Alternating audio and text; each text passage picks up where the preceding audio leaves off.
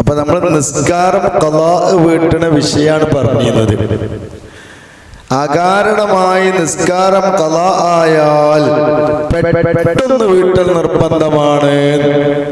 ആസന്നമായ നിസ്കാരം ഉണ്ടെങ്കിൽ ആ നിസ്കാരം വിശാലമായ സമയത്താണെങ്കിൽ അത് നിസ്കരിക്കാൻ കാത്തു കണ്ട ഖളാ വേഗം വീട്ടിൽ തീർത്തോളണം. ഇനി അവിടെ ജമാഅത്ത് നഷ്ടപ്പെടുകയാണ് എന്ന് വിചാരിച്ചു കണ്ട് ജമാഅത്തിൽ പാഞ്ഞു പോയി നിൽക്കൊന്നും വേണ്ട. കാരണം ഇവ അകാരണമായി നിസ്കാരം ഖളാ ആക്കിയവനാണ്. അപ്പൊ വേഗം ഖളാ വിട്ടണം. ഇനി കാരണം ഉണ്ടെങ്കിൽ പറഞ്ഞു, കാരണത്തോടു കൂടി ഖളാ ആയതാണ് എങ്കിൽ അതിന് ഉളരിക്കൽ സുന്നത്തുള്ളൂ. അവിടെയും പറഞ്ഞു ആ ഉളരിക്കലാണ് സുന്നത്ത്. ഇനി അവിടെ ജമാഅത്തിന് കൂടി എന്നതുകൊണ്ട് വിരോധമൊന്നുമില്ല. ആസന്നമായ നിസ്കാരം വിശാലമായ സമയം ഉണ്ടെങ്കിൽ ജമാഅത്തിനെ കുറിച്ചല്ല പറഞ്ഞത്. ആസന്നമായ നിസ്കാരം കൂടി ഖളാ ആകാൻ പോകണേക്കാം. എന്നാ പിന്നെ വേഗം ആസന്നമായ നിസ്കാരം നിസ്കരിക്കണം എന്നാണ് നമ്മൾ പറഞ്ഞു വെച്ചത്.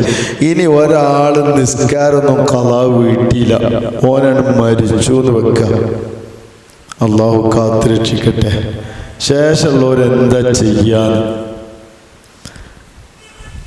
എന്താ മകൻ ചെയ്യാ? വാപ്പ മരിച്ചു കുറെ നിസ്കാരം ഖളാ ഉണ്ട്, മോൻ നിസ്കരിച്ച ആളായതുകൊണ്ട് എന്താ കാട്ടുക? എന്തെങ്കിലും പ്രായച്ചിത്തുണ്ടോ എന്നാണ്. ഔദ്യോഗിക പ്രബല മസല അനുസരിച്ച് ഒരു പ്രായച്ചിത്ത മാർഗവും ഇല്ല എന്നാണ്. അത് കഴിഞ്ഞു പോയി. അതാണ് ഇനി പറയണത്. അത് നമ്മളപ്പം നിസ്കാരമൊന്നും കാശ് കടം കൊടുക്കാൻ അയച്ചിട്ട് കടം ബാക്കിയാക്കണ്ട കേട്ടോ. നമ്മളിപ്പോ സാധാരണ പറയല്ലേ, കടക്കണ്ണിന്റെ മക്കളൊക്കെ വീട്ടിക്കോളൂന്ന് അറിയും. നിസ്കാരം മക്കൾക്ക് വിട്ടാവില്ല. ഓടി ഞാൻ നിസ്കാരം വിട്ട് കട ഞാൻ ആക്കാൻ വെക്കണ്ടാന്ന്.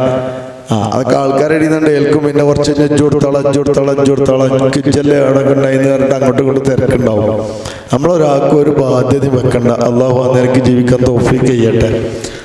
ആർക്കെങ്കിലുമൊക്കെ വല്ലതും ബാക്കി വെച്ചിട്ട് എന്തെങ്കിലുമൊക്കെ അപ്പൊ കുട്ടികൾക്ക് വലിയ ഇഷ്ടമാണ് കാര്യമില്ല. വാപ്പാൻ്റെ എന്തെങ്കിലുമൊക്കെ കിട്ടാണ്ട് ഭയങ്കര ഇഷ്ടമാണ് കാര്യം.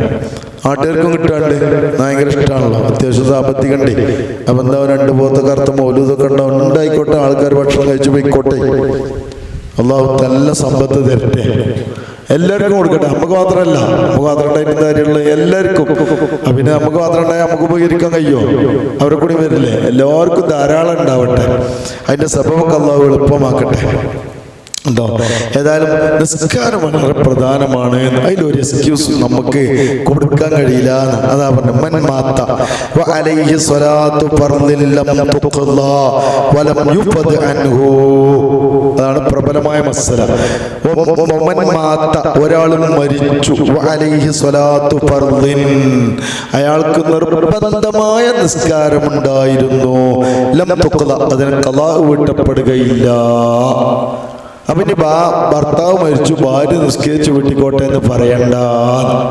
വലം തുഫദ് അൻഹു യുഫദ് അൻഹു, അതിനകത്തൊട്ട് ഫിദിയ കൊടുക്കുക. നമ്മൾ നോമ്പ് ഉണ്ടെങ്കിലേ അറിയില്ലേ, നോമ്പുണ്ടെങ്കിൽ ഒരു മുത്ത് കൊടുക്കാലോ.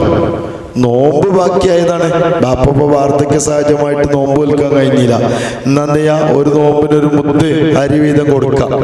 അത് മരിച്ചിട്ടില്ലെങ്കിലും കൊടുക്കാന്നാണ്. പക്ഷെ നിസ്കാരത്തിന് ആ ഓപ്ഷനൊന്നുമില്ല. എന്താ കാരണം?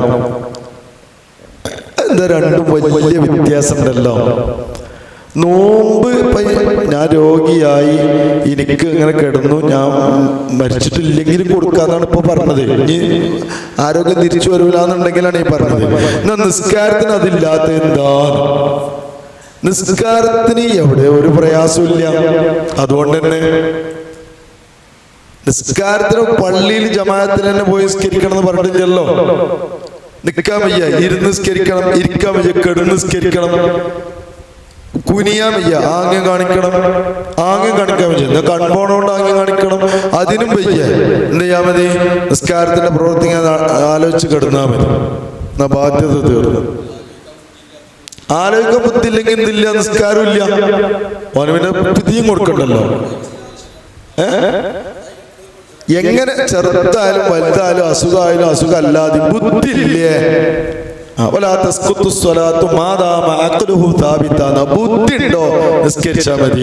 അപ്പൊ ഇനി നല്ല തണ്ടും തടിയൊക്കെ ഉണ്ട്, ബുദ്ധി ഇല്ല. എന്തിനാ നിസ്കരിക്കണേ?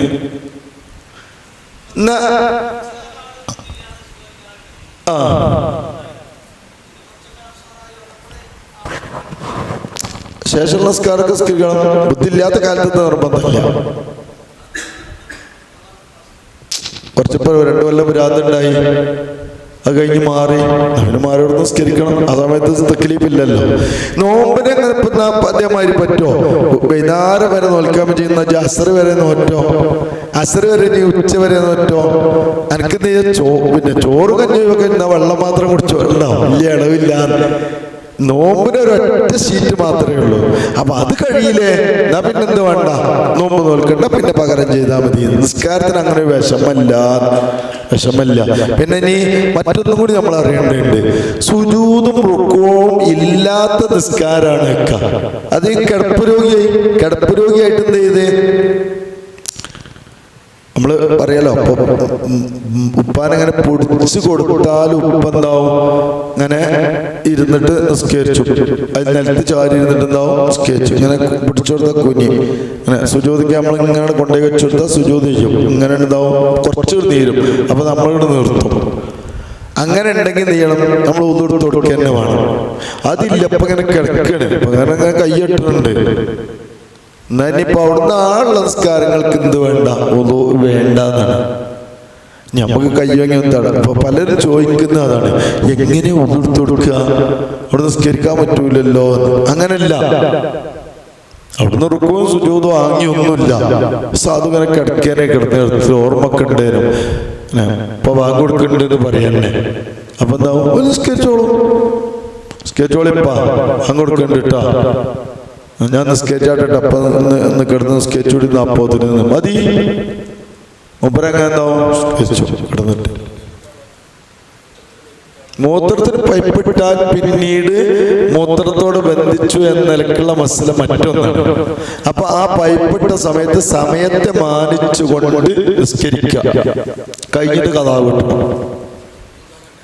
ഒന്നുണ്ടാക്കണല്ലോ, ഒന്നുണ്ടാക്കാൻ സൗകര്യമുള്ളവർക്കാണെങ്കിൽ ഒന്നുണ്ടാക്കാനും വേണം, അത്രേ ഉള്ളൂ. കഥാ വിട്ട് നിർബന്ധം. കാരണം എന്താണെന്ന് വെച്ചാൽ പൊക്കാക്കൾ പറയുന്നുണ്ട്, ഒരാളെ നെജസിൽ ബന്ധിച്ചു എന്നാ സൊല്ലാലി ഉറുമത്തിൽ വക്കത്തീന, ആ സമയം മാനിച്ചിട്ടോ നിസ്കരിക്കണം. കക്കൂസിലിട്ട് പൂട്ടിയിട്ട് പച്ച മലയാളത്തിൽ പറഞ്ഞാല് ഇന്നിപ്പോ പറയേണ്ട ആവശ്യമില്ല. ഇന്നിപ്പോ ഇതിലാണ്ട് കാണാൻ പോയിരുന്ന 2-3 പൈപ്പപ്പാട് ഓട്ടോറിച്ച് വരുമ്പോ അള്ളാഹു കാത്തുരക്ഷിക്കട്ടെ, അള്ളാഹു കാത്തുരക്ഷിക്കട്ടെ, എന്താ ചെയ്യാം അല്ലേ? വെള്ളം അങ്ങനെ പമ്പേഴ്സ് കൊടുക്കാൻ പറ്റും, അത് നമ്മളുണ്ടാക്കിയ മേനെയാണ്. ഐസിയിലൊക്കെ പമ്പേഴ്സ് കൊടുക്കും. ഇല്ലെങ്കിൽ അയാളെ സംബന്ധിച്ച് അയാൾ നിസ്കരിച്ചിട്ടുണ്ട്, ആ സമയം മാനിച്ചിട്ട് ഇനി ആ തടസ്സം അയാൾക്ക് നീങ്ങിയിട്ടില്ല, നീങ്ങാത്തോണ്ട് അയാൾ ഒരു ഉത്തരവാദിയല്ല, അയാൾക്ക് പിന്നെ കുറ്റമില്ല. എന്തിടച്ച് ബാക്കി മടക്കി സ്കരിക്കാൻ സമയം കിട്ടിയിട്ടില്ലല്ലോ. അങ്ങനെയാണ്. ഏതായാലും അത്തരം രോഗങ്ങൾ തുടർന്ന് നോക്കാക്കട്ടെ. വലിയ പ്രശ്നമല്ലെന്നാ പ്രശ്നമാണ്. പല ആളുകളും ഉണ്ടാവലുണ്ട്, വല്ലാതെ ഇടങ്ങാറാവലുണ്ട്. അള്ളാഹു കാക്കട്ടെ. അയ്യോ, സ്കരിക്കാതിരിക്കരുത്, അള്ളാഹു പരീക്ഷിക്കാതിരിക്കട്ടെ. ഞാൻ എപ്പോഴും ദ്വാരക്കലത്, വളരെ പ്രധാനമായിട്ട് ഞാൻ ദ്വാരക്കലത്, പഠിച്ചവനെ ഒരു നിസ്കാരങ്ങളും മുടങ്ങണ ഒരു അസുഖം കൊണ്ട് പരീക്ഷിക്കരുത്. അതാണ് ഉൾക്കൊള്ളാൻ കഴിയില്ല. എന്താ ചെയ്യാന്ന് കൈ പ്ലാസ്റ്റർ ഇട്ട് പിന്നെ അത് നിന്നാവും. നമ്മൾ ആദ്യം ഒതുർത്ത് പോകാൻ കഴിയും. ഒതുർത്ത് വിവരണ്ടെന്ന് വെച്ചോളീന്ന്, ഇത് കഴിയൂലേ. എല്ലായിടത്തും അക്യൂ ഡോക്ടർ ഉണ്ടായിക്കൊള്ളുന്നില്ലല്ലോ.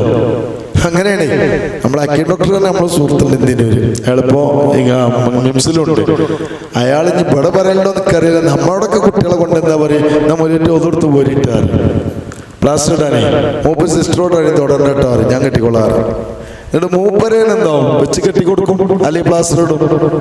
എന്നാ ഈ കുട്ടിക്ക് എന്താ ആവശ്യമില്ല. അപ്പൊ കാൽമക്കണി മടക്കി സ്കരിക്കണ്ട, കയ്യുമ്പ കൊത്തോണി മടക്കി സ്കരിക്കണല്ലോ.